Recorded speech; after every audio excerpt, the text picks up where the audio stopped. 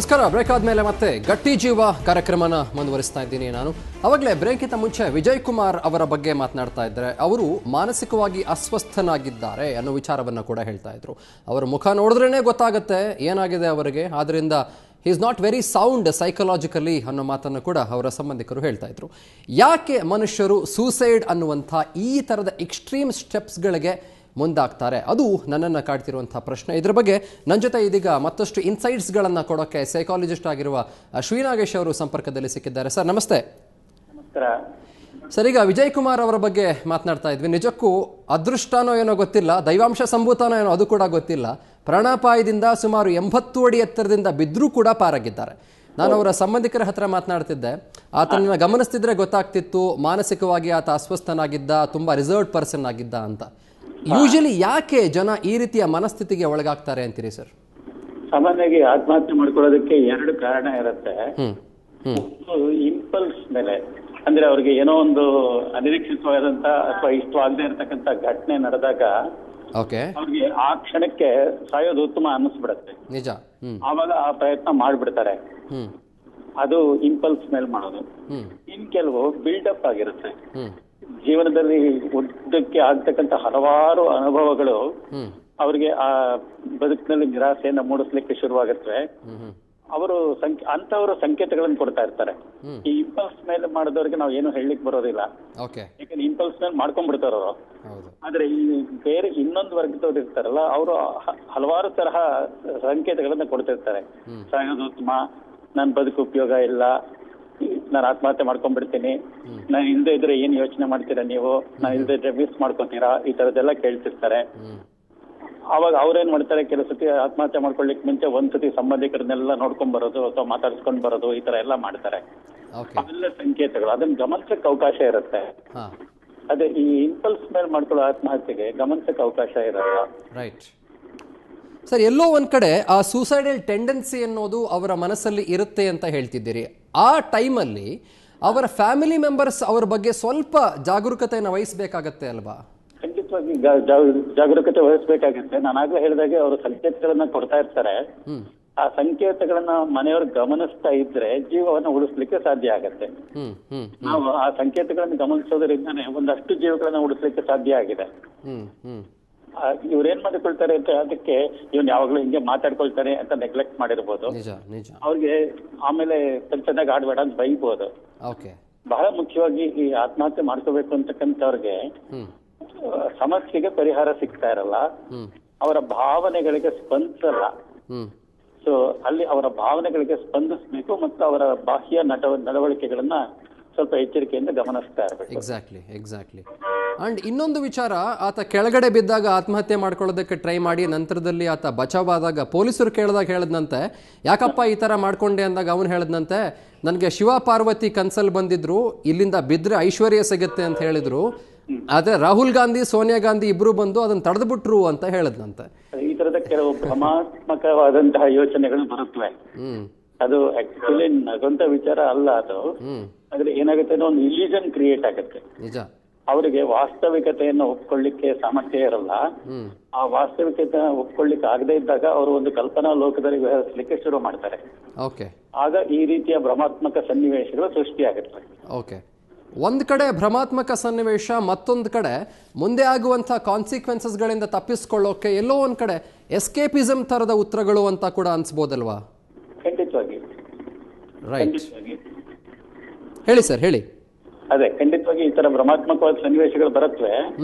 ಬಂದಾಗ ಏನಾಗುತ್ತೆ, ಅವ್ರು ಯಾರೋ ಕರೆದ್ರು ಅನ್ಕೊಂಡು ಇವ್ರು ನಾ ಹೋದ್ವಿ ಅಂತಾನೆ ಅನ್ಕೊಳ್ತಾರೆ. ಆ ಕ್ಷಣದಲ್ಲಿ ಅವ್ರ ಮನಸ್ಸಿನಲ್ಲಿ ಏನಾಗ್ತಿದೆ ಅನ್ನೋದು ಗೊತ್ತಿರಲ್ಲ ಅವ್ರಿಗೆ. ಈ ಉತ್ತರ ಎಸ್ಕೇಪಿಸಮ್ ಅನ್ನೋದಕ್ಕಿಂತ ಪ್ರಯತ್ನ ಎಸ್ಕೇಪಿಸಮ್. ಯಾಕೆಂದ್ರೆ ಈ ಸಮಸ್ಯೆನ ಎದುರಿಸೋದಕ್ಕೆ ಸಾಧ್ಯ ಇಲ್ಲ ಅನ್ನೋ ಕಾರಣಕ್ಕೆ ಅವರು ಈ ತರದ ಕೆಲವು ಪ್ರಯತ್ನಗಳನ್ನ ಮಾಡ್ಲಿಕ್ಕೆ ಹೋಗ್ತಾರೆ. ಇಂಪಲ್ಸಿವ್ ಇದರಲ್ಲಿ ಈ ತರ ಭ್ರಮಾತ್ಮಕ ಸನ್ನಿವೇಶಗಳು ಕೆಲಸ ಮಾಡುತ್ತೆ. ಒಂದು ಕೊನೆಯ ಪ್ರಶ್ನೆ ಶ್ರೀನಾಗೇಶ್ ಅವರೇ, ಈ ರೀತಿ ಸನ್ನಿವೇಶಗಳು ಎದುರಾದಾಗ ಅಥವಾ ಈ ರೀತಿ ಟೆಂಡೆನ್ಸಿ ಇರುವಂತ ವ್ಯಕ್ತಿಗಳನ್ನ ಅವರ ಫ್ಯಾಮಿಲಿ ಮೆಂಬರ್ಸ್ ಗಮನಿಸಿದಾಗ ಅವ್ರು ಏನ್ ಮಾಡಬೇಕು? ಫ್ಯಾಮಿಲಿ ಮೆಂಬರ್ಸ್ ಏನ್ ಮಾಡಬೇಕು? ಬಹಳ ಮುಖ್ಯವಾಗಿ ಅವರೊಬ್ಬರನ್ನೇ ಇರ್ಲಿಕ್ಕೆ ಬಿಡಬಾರದು. ಆಮೇಲೆ ಸಾಧ್ಯವಾದಷ್ಟು ಮಾನಸಿಕ ತಜ್ಞರ ಹತ್ರ ಕರ್ಕೊಂಡು ಹೋದಾಗ ಅದಕ್ಕೆ ಸೂಕ್ತವಾದಂತಹ ಔಷಧಿ ಕೊಡ್ತಾರೆ. ಇದಕ್ಕೆ ಸ್ವಲ್ಪ ಟೆನ್ಷನ್ ಲೆವೆಲ್ ಜಾಸ್ತಿ ಇರುತ್ತೆ. ಅದಕ್ಕೆ ಆ ಟೆನ್ಷನ್ ಕಡಿಮೆ ಆಗ್ತಕ್ಕಂಥ ಕೆಲವು ಮಾತ್ರೆಗಳನ್ನ ಕೊಟ್ಟು ಅವರ ಮನಸ್ಸಿನ ಒಂದು ಸ್ಥಿಮಿತಕ್ಕೆ ತಂದು ಅದಾದ್ಮೇಲೆ ಒಂದು ರೌಂಡ್ ಕೌನ್ಸಿಲಿಂಗ್ ಆಗ್ಬೇಕಾಗತ್ತೆ. ಅದರಿಂದ ಇದು ಮಾನಸಿಕ ತಜ್ಞರ ಹತ್ರ ಕರ್ಕೊಂಡು ಹೋಗ್ಬಿಟ್ರೆ ಏನೋ ಅಪಾಯ ಆಗ್ಬಿಡುತ್ತೆ ಅಥವಾ ಏನೋ ಅವಹೇಳನ ಆಗ್ಬಿಡುತ್ತೆ ಅಂತ ಯೋಚನೆ ಮಾಡೋ ಬದಲಿಗೆ ಇಂತಹ ಸಂಕೇತಗಳು ದೊರಕ್ತಾ ಇದ್ದ ಹಾಗೇನೆ ಮಾನಸಿಕ ತಜ್ಞರ ಹತ್ರ ಅಥವಾ ಆಪ್ತ ಸಲಹೆಗಾರರ ಹತ್ರ ಕರ್ಕೊಂಡು ಹೋಗೋದು ಬಹಳ ಒಳ್ಳೆ ಕೆಲಸ. ಖಂಡಿತ ಖಂಡಿತ ಜೀವ ಉಳಿಸೋದು ಇಂಪಾರ್ಟೆಂಟ್. ಖಂಡಿತ. ಅಂಡ್ ಅದೆಲ್ಲಕ್ಕಿಂತ ಮುಖ್ಯವಾಗಿ ಶಿವನಾಗೇಶ್ ಅವರೇ, ಸಮಾಜದಲ್ಲಿ ಒಂದು ಅವೇರ್ನೆಸ್ ಮೂಡಿಸುವಂತ ಕೆಲಸ ಮಾಡಬೇಕಾ ಅಂತ ಅಂದ್ರೆ, ಸೂಸೈಡ್ ಮಾಡ್ಕೊಳ್ಳೋದು ಎಲ್ಲಾ ಸಮಸ್ಯೆಗಳಿಗೆ ಸೊಲ್ಯೂಷನ್ ಅಲ್ಲ, ಪರಿಹಾರ ಅಲ್ಲ ಅನ್ನೋ ಅವೇರ್ನೆಸ್ ಮೂಡಿಸಬೇಕಾಗಿದೆಯಾ ಅಂತ? ಖಂಡಿತವಾಗಿ ಮೂಡಿಸಬೇಕಾಗಿದೆ. ವರ್ಲ್ಡ್ ಹೆಲ್ತ್ ಗೈಡ್ ಲೈನ್ಸ್ ಅಲ್ಲಿ ಅದನ್ನ ಮಾಧ್ಯಮದವರು ಇದನ್ನ ಮಾಡಬೇಕು. ಖಂಡಿತ. ಇಂತಹ ಸುದ್ದಿಗಳು ಪ್ರಕಟವಾಗುವಾಗ ಕೆಳಗಡೆ ಬಾಟಮ್ ಲೈನ್ ನಲ್ಲಿ ಯಾರನ್ನ ಸಂಪರ್ಕಿಸಿದ್ರೆ ಪರಿಹಾರ ಸಿಗುತ್ತೆ ಅಂತಕ್ಕಂಥ ಮಾಹಿತಿಯನ್ನ ಕೊಡೋದು ಒಳ್ಳೇದು ಅಂತ ಹೇಳ್ತಾರೆ ಅವರು. ಅದರಿಂದ ಆ ತರದ ಮಾಹಿತಿಯನ್ನು ಕೊಡೋದಕ್ಕೆ ಪ್ರಯತ್ನ ಪಟ್ಟರೆ ಮಾಧ್ಯಮಗಳವರು, ಮತ್ತೆ ನಾವು ಎಲ್ಲ ಕಡೆನೂ ಕಾರ್ಯಕ್ರಮಗಳು ಮಾಡಿದಾಗ ಈ ಬಗ್ಗೆ ಹೇಳ್ತಾ ಇರ್ತೀವಿ, ಬದುಕೋದು ಮುಖ್ಯ ಅಂತ ಹೇಳ್ತಾ ಇರ್ತೀವಿ. ಖಂಡಿತ. ಸೊ ಆ ತರದ ಸಂಕೇತವನ್ನ ಕೊಡೋದ್ರಲ್ಲಿ ನಿಮ್ಮ ಪಾತ್ರ ತುಂಬಾ ದೊಡ್ಡದು. Yes, definitely sir. ಖಂಡಿತವಾಗ್ಲೂ ನಾವು ಅದೇ ಉದ್ದೇಶವನ್ನ, ಅದೇ ಆಶಯವನ್ನ ಇಟ್ಕೊಂಡು ಈ ಕಾರ್ಯಕ್ರಮನ ಮಾಡ್ತಾ ಇದ್ದೀವಿ. Thank you very much. ಸಾಕಷ್ಟು ಇನ್ಸೈಟ್ಸ್ಗಳನ್ನ ಕೊಟ್ರಿ, ಧನ್ಯವಾದ ಶಿವನಾಗೇಶ್ ಅವರೇ. ಎಸ್ ಮಹೇಶ್, ಒಂದು ಪ್ರಶ್ನೆ ನಿಮಗೆ. ನೀವು ಪ್ರತ್ಯಕ್ಷದರ್ಶಿಗಳಾಗಿದ್ರಿ, ನೀವು ಸ್ಥಳಕ್ಕೆ ಹೋದ್ರಿ, ರೆಸ್ಕ್ಯೂ ಆಪರೇಷನ್ಸಲ್ಲಿ ಪಾಲ್ಗೊಂಡ್ರಿ. ಎಲ್ಲೋ ಒಂದು ಕಡೆ ಆತ ಬದುಕಿ ವಾಪಸ್ ಬಂದ, ಆತನ ಆಸ್ಪತ್ರೆಗೆ ಸೇರಿಸ್ತಾ, ಸಮಾಧಾನದ ನಿಟ್ಟುಸಿರಿದೆಯಾ ನಿಮಗೆ? ಒಬ್ಬನ ಜೀವ ಉಳಿತು ಅಂತ. ಖಂಡಿತವಾಗಿ ಸರ್, ಇದರಲ್ಲಿ ಸಮಾಧಾನ ನಿಟ್ಟುಸಿರು ನನಗಿಂತ ನಾನು ಆ ಒಂದು ಜೀವ ಹೋಗೋ ಟೈಮಲ್ಲಿ ಫಸ್ಟ್ ಟೈಮ್ ನೀರು ಕೊಟ್ರಲ್ಲ, ಪ್ರಸನ್ನ ಅನ್ನೋರೇ ಆಗಿರ್ಬೋದು, ತಿಮ್ಮೇಗೌಡ ಅನ್ನ ಆಗಿರ್ಬೋದು, ಅವ್ರದ್ದೊಂದು ಸಾಧನೆ ಬಹಳಷ್ಟು ಮುಖ್ಯ. ಅದೊಂದು ಒಂದು ಭಾವನೆ ಅವ್ರಿಗೆ ಬರಬೇಕು ನನಗಿಂತ ಮುಖ್ಯವಾಗಿ. ಕೊನೆಯದಾಗ ನಾನು ಅವ್ರ ಬಗ್ಗೆ, ವ್ಯಕ್ತಿ ಬಗ್ಗೆ ಇನ್ನೊಂದೇ ಒಂದು ಹೇಳೋದಕ್ಕೆ ಇಷ್ಟಪಡ್ತೀನಿ ಸರ್. ನಾವು ಮೇಲ್ಗಡೆಯಿಂದ ಕೆಳಗಡೆ ತರಬೇಕಾದ್ರೆ ಭಾಳಷ್ಟು ಬಿಸಿಲಿತ್ತು, ಒಂದು 2-3 ಬಾಟ್ಲ್ ನೀರಿತ್ತು. ಪಾಪ ಫೈರ್ ಇಂಜಿನ್ನವರು, ಪೊಲೀಸ್ನವರು ಎಲ್ಲರೂ ಒಂಚೂರು ಕುಡಿದು ಖಾಲಿಯಾಗೋಯ್ತು. ಈ ಅಪ್ಪನಿಗೆ ಒಂದು ಸ್ವಲ್ಪ ಮುಂದಕ್ಕೆ ಬಂದಾಗ ನೀರು ಬೇಕು ಅಂದರು. ಸುಮಾರು ಎಷ್ಟು ಒಂದು ಮೀಟ್ರಷ್ಟು, ಒಂದು 10 ಮೀಟ್ರಷ್ಟು ಮುಂದಕ್ಕೆ ಹೋಗ್ಬೇಕು ರೀ. ಅಲ್ಲೇ ಒಂದು ಅಂಗಡಿ ಇದೆ, ಅಲ್ಲಿಂದ ಅಲ್ಲಿಗೆ ಹೋಗಿ ಭಾಳಷ್ಟು ಕಷ್ಟ. ನಿಧಾನವಾಗಿ ಇಟ್ಕೊಂಡು ಹೋಗ್ಬೇಕು. ವ್ಯಕ್ತಿ ಇದ್ದಾನೆ, 80 kg ಮೇಲೆ ಇದ್ದಾನೆ. ಬಿಸಿಲು ಬೇರೆ ಹೊಡಿತಾ ಇರೋದ್ರಿಂದ ಅವ್ರಿಗೆ ದವರ ಜಾಸ್ತಿ ಆಗ್ತದೆ. ಯಾರಿಗೆ? ಪೇಷಂಟ್ಗೆ, ವಿಜಯ್ ಕುಮಾರ್ಗೆ. ಆದ್ರೂ ಯಪ್ಪ 2 ಸತಿ ಕೇಳ್ದೆ, ಇಲ್ಲ ನನ್ನ ಕೈಲಿ ಆಗ್ತಿಲ್ಲ, ನೀರು ಕೊಡಿ ಅಂತ. ಪೊಲೀಸ್ನವ್ರು ಆಯ್ತಪ್ಪ ಕೊಡಿಸ್ತೀನಿ ಬಾ, ಇಲ್ಲಿಲ್ಲ ನೀರಿಲ್ಲ, ಇಲ್ಲಿ ನೋಡಿ ಅಲ್ಲೈತೆ, ಅಲ್ಲಿ ತರಬೇಕು, ಎಲ್ಲ ಇರೋದೆಲ್ಲ ಖಾಲಿ ಆಗ್ಬಿಟ್ಟೈತೆ ಅಂದಾಗ ಸರಿ ಅಂತ ಅಂದ್ಬಿಟ್ಟು ಒಂದು ಕೊನೆಗೆ ಲಾಸ್ಟ್ ನನ್ನ ಕೈಲಿ ಆಗಲ್ಲ, ನೀರು ಬೇಕೇ ಬೇಕು ಅಂತಂದರು. ಸರಿ ಆಯಿತು ಸರ್, ಕೊಟ್ಬಿಡೋಣ ಇರಿ, ಹೋಗಿ ತಂದ್ಬಿಡ್ತೀನಿ ಅಂತ ಹೋದಾಗ, ಇಲ್ಲಪ್ಪ ನಾನು ಸ್ವಲ್ಪ ದೂರ ಹೋದ್ರೆ ಆಯ್ತು ಹಂಗಾರೆ ಎತ್ಕಡೆ ಜೈ ಭಾರತ್ ಮಾತಾಕಿ ಜೈ ಅಂತವ್ರೆ. ಅಲ್ಲಿ ಲೆಕ್ಕ ಹಾಕಿ ಮಾನಸಿಕ ಸ್ಥಿತಿ ಹೆಂಗೈತೆ ಅವ್ರದ್ದು. ಪ್ರಾಣ ಹೋಗ್ಬೇಕಾದ್ರೂ ಒಂದೊಂಥರ ಭಾವನೆ ಬರ್ತಾ ಇದೆ. ಅವ್ರು ಅದನ್ನು ಬಿಟ್ಟರೆ ಅವ್ರು ಒಟ್ಟಿನಲ್ಲಿ ಟೋಟಲಿ ಹೇಳ್ಬೇಕು ಸರ್, ನಾನು ಕಂಡಂಗೆ ನಾನೊಬ್ಬ ಎಜುಕೇಟೆಡ್ ಆಗಿ ಚಿಂತನೆ ಮಾಡೋದೇನು ಅಂತಂದರೆ ಒಂದೊಂದು ನಿಮಿಷಕ್ಕೆ ಒಂದೊಂಥರ. ಆಮೇಲೆ ಮಧ್ಯ ನನಗೆ ಇಂಥದ್ದು ಸಿಗರೇಟ್ ಬೇಕು, ಈ ಥರ ಎಲ್ಲ ಮಾತುಗಳು ಬಂದು. ಓಕೆ, ಸಮತೋಲನ ಇರಲಿಲ್ಲ ಸಮತೋಲನಲ್ಲಿ ಅಂತೀರಿ. ಓಕೆ ಸರ್, ಎಸ್ ಮಾತಾಡ್ತೀನಿ. ರಮೇಶ್ ಅವರೇ, ನೀವು ವಿಜಯ್ ಕುಮಾರ್ ಅವರು ಸಂಬಂಧಿಕರಾಗಿದ್ದೀರಿ, ಬಟ್ ನೀವು ಹೇಳ್ತೀರಿ ಅಷ್ಟು ಗೊತ್ತಿಲ್ಲ ನಮಗೆ, ಇದಾದಮೇಲೆ ಗೊತ್ತಾಗಿದ್ದು ಏನು ಪ್ರಾಬ್ಲಮ್ಸ್ ಇರ್ಬೋದು, ನಾವು ನಿಧಾನಿಸಿ ಯೋಚನೆ ಮಾಡಬೇಕು ಅಂತೀರಿ. ಬಟ್ ಓಕೆ, ಆಲ್ ರೈಟ್, ನಿಮ್ಗೆ ಗೊತ್ತಿರಲಿಲ್ಲ, ಓಕೆ ಒಪ್ಕೊಳ್ಳೋಣ. ಬಟ್ ಈಗ ನೀವು ಸಂಬಂಧಿಕರಾಗಿ ನೀವೆಲ್ಲರೂ ಕೂಡ ಸೇರಿಕೊಂಡು ಆತ ಹುಷಾರಾದಮೇಲೆ ಆತನ ಮನೆಗೆ ಹೋಗಿ ಏನು ತೊಂದರೆ ಇದೆಯೋ ಸಂಧಾನ ಮಾಡುವಂಥ ಯತ್ನಾದರೂ ಮಾಡ್ಬೋದಲ್ವಾ ರಮೇಶ್ ಮುಂದೆ? ಸರ್, ಈಗ ಇವತ್ತಿನ ಪರಿಸ್ಥಿತಿಯಲ್ಲಿ ಅವನು ಇನ್ನು ಈಗ ಹೇಳ್ತಿಲ್ಲ ನಾನು, ಮುಂದೆ 1 ತಿಂಗಳಾಗಲಿ 4 ತಿಂಗಳಾಗಲಿ ಹುಷಾರಾದ್ಮೇಲೆ. ಯಾಕಂದ್ರೆ ಮುಂದೆ ಕೂಡ ಈ ಥರ ಟ್ರೈ ಮಾಡೋದಿಲ್ಲ ಆತ ಅಂತ ಏನು ಗ್ಯಾರಂಟಿ? ಇಲ್ಲ. ಆಮೇಲೆ ಅವಾಗಲೇ ನೀವು ಡಾಕ್ಟರ್ ಹತ್ರ ಒಬ್ಬರ ಕನ್ಸಲ್ಟ್ ಮಾಡಿ ಕೌನ್ಸಿಲಿಂಗ್ ಕೊಡಬೇಕಾಗತ್ತ ಆತನಿಗೆ. ಪ್ರತಿಯೊಂದು ವಿಚಾರದಲ್ಲೂ, ಪ್ರತಿಯೊಂದು ಬಿಸ್ನೆಸ್ ಆಗಲಿ, ವ್ಯವಹಾರದಾಗಲಿ, ಸಂಸಾರದಾಗಲಿ ಕೌನ್ಸಿಲಿಂಗ್ ಅಂತ ಒಂದು ಇದೆ. ಆ ಕೌನ್ಸಿಲಿಂಗ್ ಅನ್ನೋದು ನಮ್ಮ ಜನ ಉಪಯೋಗಿಸ್ಕೊಂತ ಇಲ್ಲ. ಬಹಳ ಜನ ಇವಾಗಲ್ಲಿ ಏನು ಅಂದ್ರೆ, ಅಲ್ಲಿ ಹೋದ್ರೆ ನಾವು ಒಂಥರ ಮಾನಸಿಕವಾಗಿರೋರೆಲ್ಲ ಹುಚ್ಚರು ಅಂತ ಅಲ್ಲ ಜನಕ್ಕೆ, ನಮಗೆ ಬಹಳ ಜನಕ್ಕೆ ಅದರದ್ದು ಇದಿದೆ. ಕೌನ್ಸಿಲಿಂಗ್ ಅಂದ್ರೆ ಜಸ್ಟ್ ಅದು ಏನು ನಮ್ಮ ಕಷ್ಟ ಸುಖ ಹೇಳ್ಕೊಂಡಾಗ ಅವರು ಒಂದು ದಾರಿ ತೋರಿಸೋದು, ಸೊಲ್ಯೂಷನ್ ತೋರಿಸಿದ್ದೆಲ್ಲ ಮಾಡ್ತಾರೆ. Very nice. ಆ ವಿಚಾರದಲ್ಲಿ ಕೌನ್ಸಿಲಿಂಗ್ ಅಂದರೆ ಸೈಕಾಲಜಿಸ್ಟ್ ಅಂತಂದರೆ, ನಾನು ಟೋಟಲಿ ಮೆಂಟ್ಲಿ ಎಫೆಕ್ಟ್ ಆಗಿರೋನು ಅಲ್ಲಿ ಹೋಗೋದೇ ಬೇಡ ಅಂತ ಹೇಳಿ ಅವನು ಇಡೀ ಜೀವನನೇ ದುಃಖದಲ್ಲಿ ಕಳೀತಾನೆ. ಅವನಿಗೆ ಪ್ರತಿಯೊಂದು ನೀವು ವಿಚಾರದಲ್ಲಿ, ಬಿಸ್ನೆಸ್ಸು, ವ್ಯವಹಾರದಲ್ಲಿ, ಕುಟುಂಬದಲ್ಲಾಗಲಿ ಕೌನ್ಸಿಲಿಂಗ್ ಅನ್ನೋದು ಮಸ್ಟ್ ಅಂಡ್ ಶುಡ್. ಪ್ರತಿಯೊಬ್ಬರು ಯಾರು ಕೂಡ ಕಂಪ್ಲೀಟ್ ಆಗಿ ಸೌಂಡ್ ಆಗಿರೋದಿಲ್ಲ, ಎಂಥ ಮನುಷ್ಯನೂ ಸೌಂಡ್ ಆಗಿರೋದಿಲ್ಲ. ಎಲ್ಲರಿಗೂ ಒಂದಲ್ಲ ಒಂದು ಕಡೆ ಅವಶ್ಯಕತೆ ಕೌನ್ಸಿಲಿಂಗ್ ಅನ್ನೋದು, ಗೈಡೆನ್ಸ್ ಅನ್ನೋದು ಗುರು ಹಿರಿಯರದೋ ಬೇರೆ ಯಾರ್ದೋ ಬೇಕಾಗತ್ತೆ. ಓಕೆ ರಾಜಣ್ಣ, ಕೊನೆದಾಗಿ ಏನು ಹೇಳ್ತೀರಿ ಸರ್? ಕ್ವಿಕ್ ಆಗಿ ಪ್ಲೀಸ್, ಏನು ಹೇಳ್ತೀರಿ ಕೊನೆದಾಗಿ? ಸರ್ ಕೊನೆಯದಾಗಿ ಅವನು ಉಳ್ಕೊಂಡಿರೋದಕ್ಕೆ ನಮ್ಮ ಗಂಗಾಧರೇಶ್ವರ ವನ್ನಾದೇವಿ ಆಮೇಲೆ ಅಲ್ಲಿ ಋಷಿಮುನಿಗಳು ತಪಸ್ಸು ಮಾಡಿದಂಥ ಜಾಗ. ಹಿಂದೆ ಇದೇ ಥರ 2 ಹುಡುಗರು ಸುಮಾರು 25 ವರ್ಷದಿಂದ ಇದೇ ಥರ ಆಗಿತ್ತು.